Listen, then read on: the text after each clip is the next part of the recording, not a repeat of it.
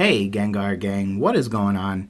My name is Ryan, this is the Analytic Gengar, and welcome to another video. In today's video, 3 bad habits that buyers in the Pokemon TCG community have. Another way of saying that, 3 things you should avoid doing as a buyer. So, today's video is a direct follow-up to a little bit of an ongoing series we have here on the channel. We've done 2 videos so far, one detailing 3 habits of a good buyer, 3 habits of a good seller. So now, let's go ahead and talk about 3 bad habits. And again, this is all rather general and rather straightforward. Obviously, there are some universal sort of tenets that you should be clinging to, either as a buyer or a seller: communication, professionalism, good shipping habits, good buying habits, blah, blah, blah.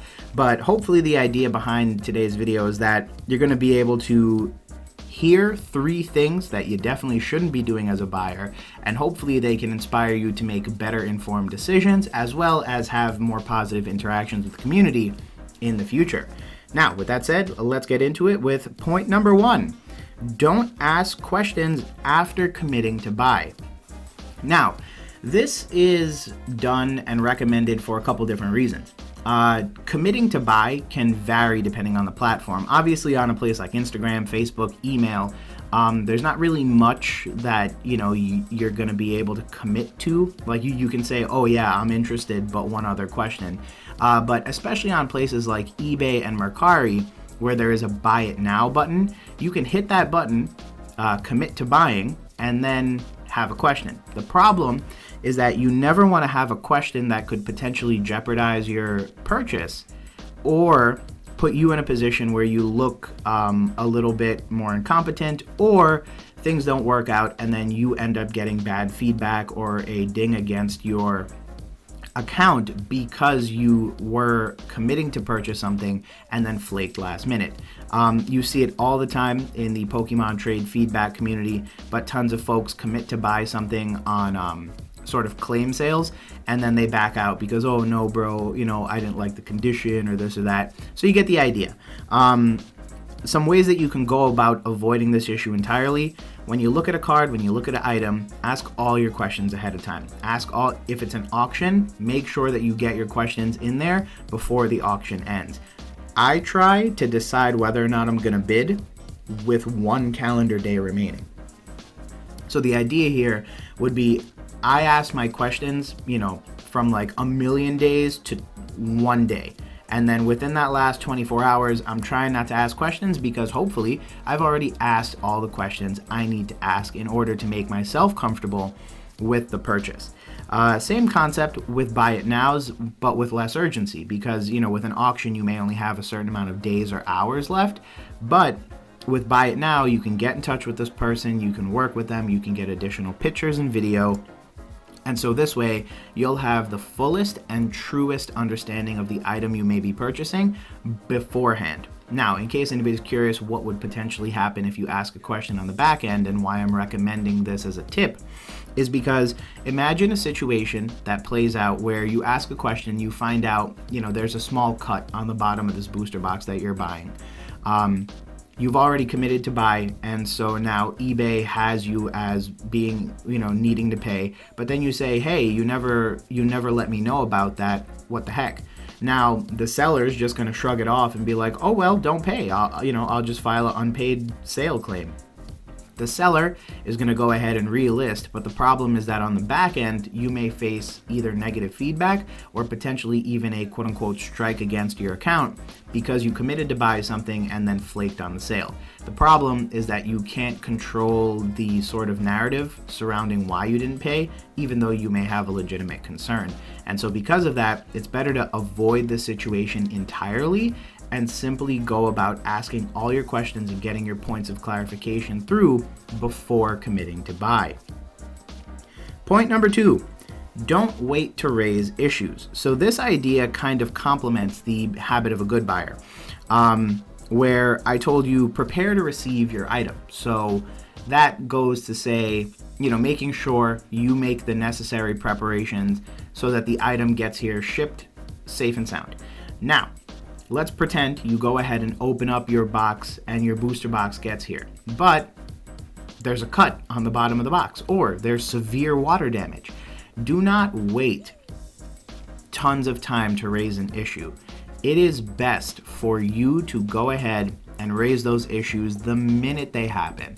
And what's important about this is that you should be documenting this process. If you watched my sellers video, you would have known that I encourage people to record everything. And the same is true here. Go ahead and grab your package, put a timestamp in the background, whether it be a trading card with the date and time on it, your phone or your tablet, or your computer, and just show the date and time, and then go ahead and open everything up on camera. And then this way, there's very little to no doubt about the condition you received the package in. Now, the truth of the matter is, you may still face a lot of issues and a lot of feedback, because people may say, oh, that's not my fault, it was rain, it was this, it was that, go contact the insurance, blah, blah, blah. But the truth of the matter is, by very clearly documenting and then immediately raising issues to the seller's attention, you can reduce the sort of lag time that exists. I've been in tons of situations and heard tons of situations where people have said, you know, oh, there's something wrong with the card, but you're not saying that, you know, the day the card was delivered or reasonably, you know, the morning after. You're saying this 2.5 weeks later, when a bunch of nefarious things could have gone on that honestly I don't know about. So as a buyer, you want to be in a position where you can very clearly articulate what is wrong and give the seller enough time to correct what is wrong, because we're going to go ahead and give the seller the benefit of the doubt here.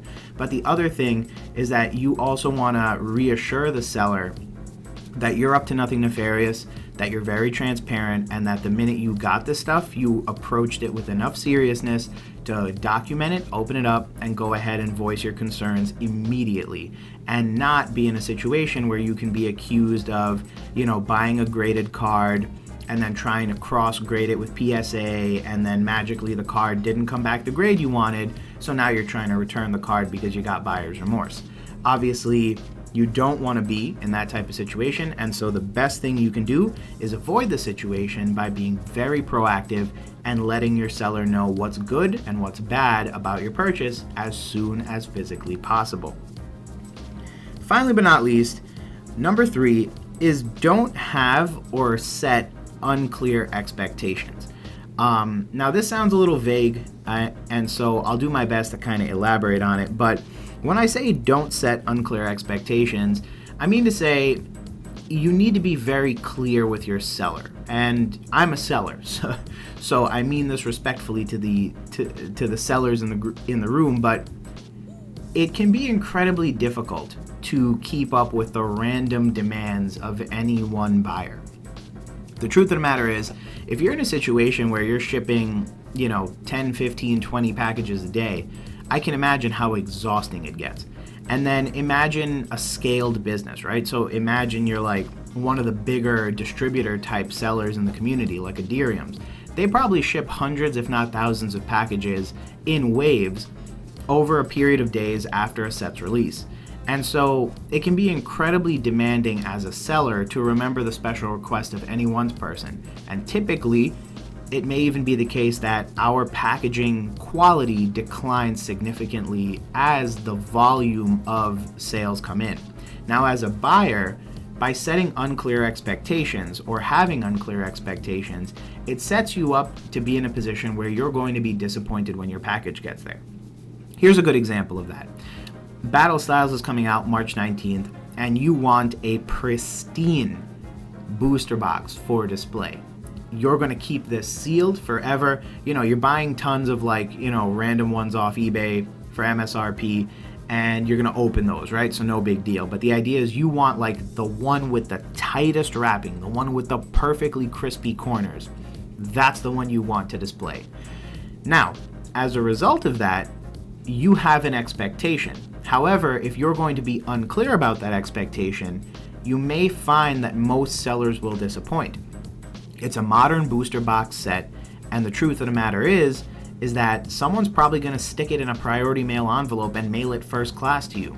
And so when you receive it in the mail and the corners are very nicely rounded because it wasn't shipped properly, you're not really going to have much of much of a point of reference, because the issue is that although you had an expectation that you kept to yourself as a buyer, we all need to realize that we are the only persons who know what we're thinking. And so it's very clear and important that if you had this expectation, to be very, very abundantly clear with it. All you have to do is get in touch with the folks you're purchasing this stuff from and say, hey friend, I'd really appreciate it if you could get me a super crispy box. You know, I'm sure you'll be cutting cases open during launch. So if you see one that's really, really crisp, maybe one in like the middle of the case, grab that for me and do me a favor. I'll pay an extra $2, ship it to me in a box bubble wrapped. And so this way you have set very clear expectations of the seller, and as long as they agree to do so, you now have a point of reference for being rightfully upset if these very clear instructions were not set.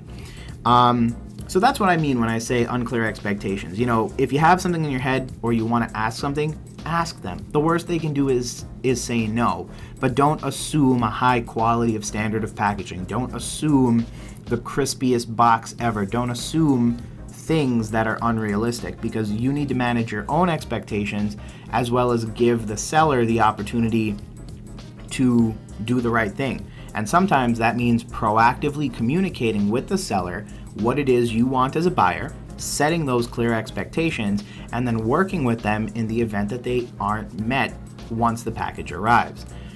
But with that said, friends, thanks again for checking out today's video. I hope you enjoyed it, and as promised, I think, these were not just negations of the good stuff. So in total, you have 6 habits, 3 good, 3 bad, and in theory, you can just negate them to get another 6. But the main goal behind this type of stuff is to give you some ideas of the types of things you should be checking yourself on, right? I feel like most of us are going to be buyers, and so the idea is that this probably has the most widespread applicability amongst the viewership of this video and this channel.